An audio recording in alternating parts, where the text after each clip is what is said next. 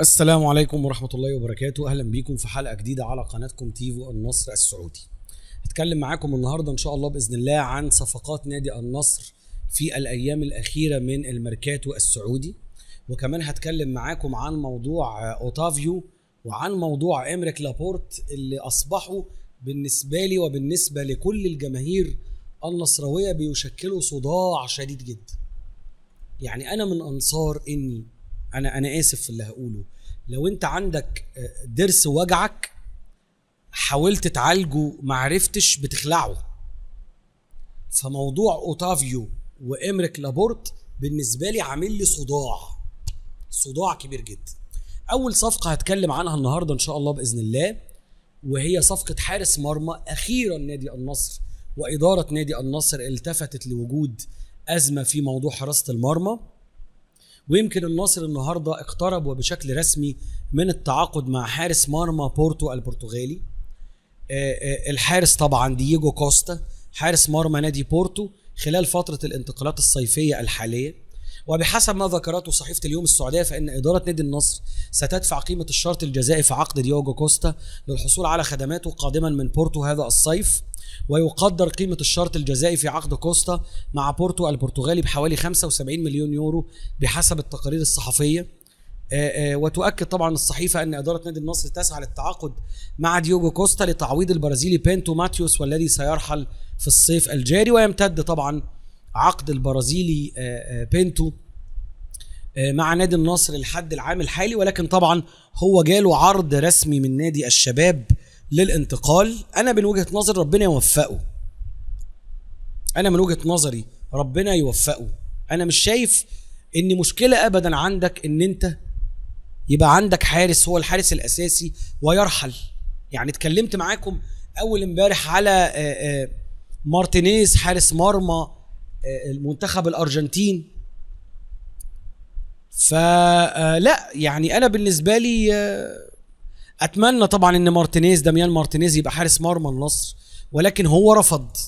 ودلوقتي كل الامور رايحه ناحيه دييجو كوستا حارس مرمى بورتو البرتغالي. طبعا الغموض مازال بيسيطر على موقف حارس مرمى النصر بينتو، مش عارفين هل هيكمل مع النصر ولا هيروح لنادي الشباب او لنادي اخر. هل هيلعب في الدوري البرازيلي، وده طبعا وارد جدا لاصول اللاعب. يقال أن نادي النصر بيحاول يتعاقد مع لاعب وسط أجنبي بدل من بنتو، يعني هيتم استبدال بنتو بلاعب وسط أجنبي. أيضا أشارت تقارير الصحفية أن نادي النصر يحاول التخلص من بنتو ببيع عقده لأحد الأندية واستبداله بلاعب أجنبي آخر في خط الوسط.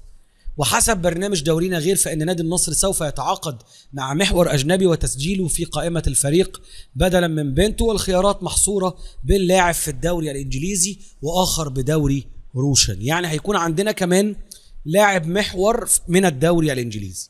ويمكن موقع كورة النهاردة كتب رسميا مفاجأة جديدة: نجم الدوري الإنجليزي يطرق أبواب النصر.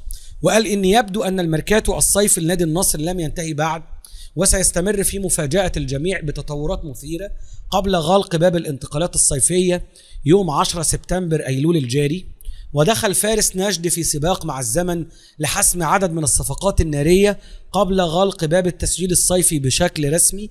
وبحسب برنامج دورينا غير فإن إدارة نادي النصر تستهدف التوقيع مع محور أجنبي يلعب ضمن أحد الأندية الخمس الكبرى داخل الدوري الإنجليزي الممتاز. ولم يتم الكشف إلى الآن عن هوية اللاعب، وإدارة نادي النصر في حالة من التكتم الشديد لحين التوصل لاتفاق مع اللاعب. ويأمل نادي النصر في رفع اسم البرازيلي بينتو ماتيوس من كشوف الفريق في دوري روشن وجلب لاعب وسط بمواصفات عالية خلال الميركاتو الصيفي. وبصراحة عشان أكون صادق معاكم، أنا شايف أن نادي النصر داخل على رحلة مختلفة هذه المرة، بمعنى ان النصر مش جاي يلعب وينافس على المركز الاول او الثاني او الثالث، لا هو الاول او بلاش، يا الاول يا بلاش. نادي النصر من الاندية اللي عانت كتير في الموسم الماضي، والمعاناة حاجة من الاتنين: يا اما تدفعك ان انت تبقى متميز وتبقى كويس وتخرج عن المألوف وتخرج من حالة الإحباط الشديدة اللي كان بيعاني منها نادي النصر، وإما إن الحالة تخليك تحبط وتخليك تبقى غير قادر على إن أنت تجاري الدوري السعودي. وأنا أعتقد إن نادي النصر قرر إن هو يعمل الحل الأولاني، إن هو يتغلب تماما على مشكلاته سواء في الدوري أو في دوري أبطال آسيا، ويبدأ رحلة جديدة طبعا تحت قيادة كريستيانو رونالدو وخيسيوس. اتكلم معاكم أيضا عن موقف أوتافيو، ويمكن أوتافيو اتفق النهاردة مع ناديه السعودي الجديد تمحيدا للرحيل عن النصر. وتوصل أوتافيو مونتيرو متوسط ميدان فريق النصر الأول لكرة القدم إلى اتفاق مع ناديه الجديد في انتظار حسم الصفقة خلال الأيام القادمة. وخرج أوتافيو من حسابات خورخي خيسيوس المدير الفني لنادي النصر خلال الموسم الرياضي الجديد، حيث طلب من الإدارة الاستغناء عنه سواء ببيع أو فسخ عقده. أوتافيو مونتيرو اتفق مع القادسية، وأعلن الإعلامي الرياضي خالد الرشيد مساء اليوم الاثنين اتفاق متوسط ميدان النصر أوتافيو مونتيرو مع ناديه الجديد القادسية للانضمام إلى صفوفه في الميركاتو الصيفي الحالي. الرشيد قال على تويتر إلى أن نادي القادسية يريد من أوتافيو فسخ عقده مع النصر قبل التوقيع معه بشكل رسمي.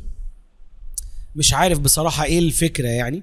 واستكمالا للخبر، قال الإعلامي الرياضي خالد الرشيد على أن أوتافيو مونتيرو ووكيل أعماله في مفاوضات مستمرة مع إدارة نادي النصر للوصول إلى حل نهائي لفسخ العقد. وقال أيضا الأمور ستحسم قريبا سواء بإتمام صفقة انتقال أوتافيو من النصر إلى القادسية أو انهيار تلك الصفقة، وبالتالي استمراره مع نادي النصر. وأنا قلت لكم أكتر من مرة، أنا بالنسبة لي ده صداع. أنت كده عامل صداع، والصداع بيسلب من طاقتك. كل حد في الدنيا يا جماعة عنده طاقة، أنا عندي طاقة وأنتوا عندكم طاقة. لما تلاقي شواغل كده بتاخد منك وبتاخد من طاقتك وبتاخد من استيعابك وتركيزك، انت كده مش داخل على جد، انت داخل على مشكلة. وبالتالي انا ارى ان موضوع أوتافيو ينتهي. نفس الامر بالنسبة لموضوع إمريك لابورت. النهاردة خطأ فادح، انا مش شايفه خطأ، انا شايفه مقصود. نجم النصر السعودي يتلقى ضربة موجعة، وقال ان يواجه إمريك لابورت مدافع نادي النصر السعودي ازمة كبيرة تهدد انتقاله الى صفوف اتلتيك بلباو الاسباني. وكان بلباو توصل لاتفاق نهائي مع اللاعب واتم التعاقد معاه خلال ساعات الاخيره من غلق باب الانتقالات مساء امس الاثنين. غير ان صحيفه ماركا الاسبانيه فجرت مفاجاه مدويه مؤكده ان الصفقه مهدده بالفشل بعدما لم يرسل النصر الاوراق اللازمه في الوقت المحدد، ومما حال من تسجيل اللاعب عبر نظام الانتقالات اللاعبين TMS قبل اغلاق نافذه الصيف. وأضاف التقرير أن أتلتيك بلباو يعمل على إيجاد مخرج للأزمة، لكن الوضع الحالي يجعل انتقال لابورت شبه مستحيل. وما حدث يذكر أو يذكر بما جرى مع الحارس ديفيد ديخيا في 2015، ما يعني أن الانتظار حتى سوق الانتقالات الشتوي سيكون الخيار الأقرب، إلا إذا تدخلت الفيفا ومنحت استثناء خاصا.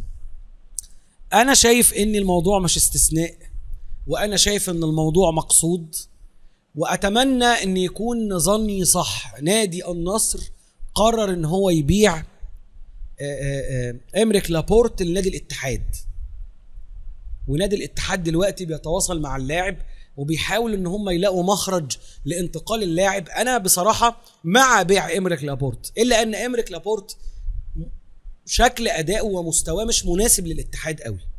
هو اللاعب حب جو الاتحاد وحب جو المملكة العربية السعودية وحابب ان هو يستمر في السعودية.